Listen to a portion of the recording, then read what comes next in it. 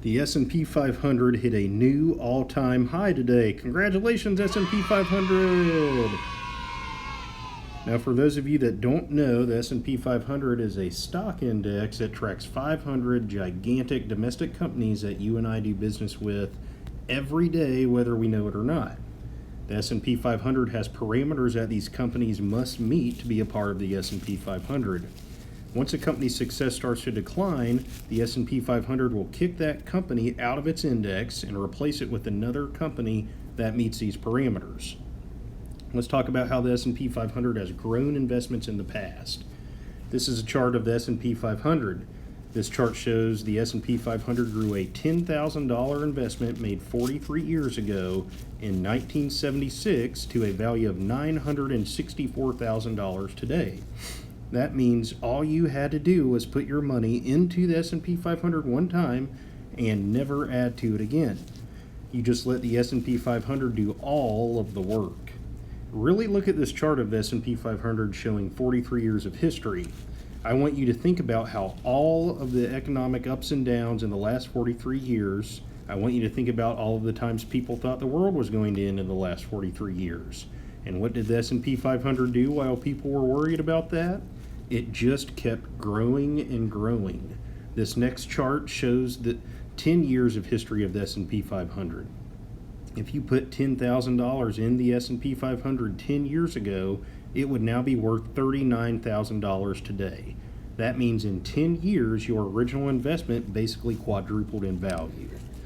Now this chart shows 13 years of history of the S&P 500, and the reason I want to go back 13 years is that it will bring us back to the year of 2006.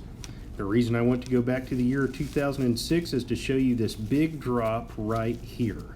This big drop is the 2008-2009 financial crisis. Everyone thought the world was going to end right here. If you put $10,000 into the S&P 500 13 years ago in 2006, your $10,000 would have dropped to a value of $6,280 at the low of the financial crisis in March of 2009.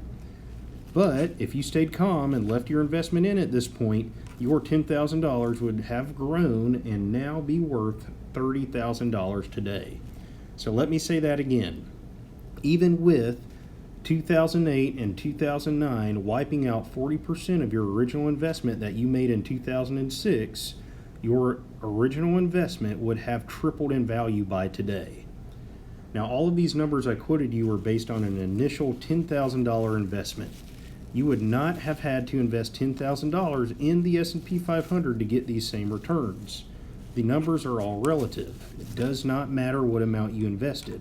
An investment from $1 to $1 billion or anything in between would have grown the same way. That means your initial investment would have grown 90 times in value since 1976, 4 times in value since 2009, and 3 times in value since 2006.